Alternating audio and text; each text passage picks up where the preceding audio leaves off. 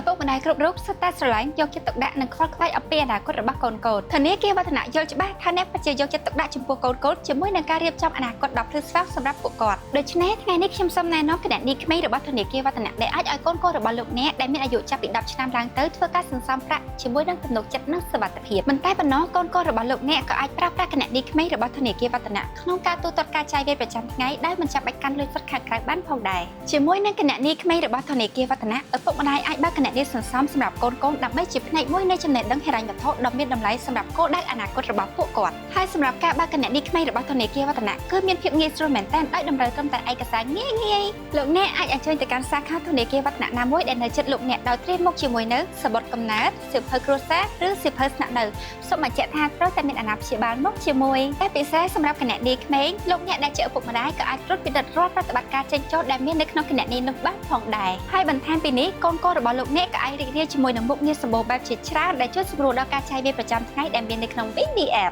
ដូចនេះសូមរើសរាន់ឡើងអញ្ជើញមកកាន់សាខាធនាគារវឌ្ឍនៈណាមួយដែលនៅជិតលោកអ្នកដើម្បីបើកគណនីក្មេងហើយកុំភ្លេចណាត្រៀមឯកសារសំខាន់ៗមកជាមួយផង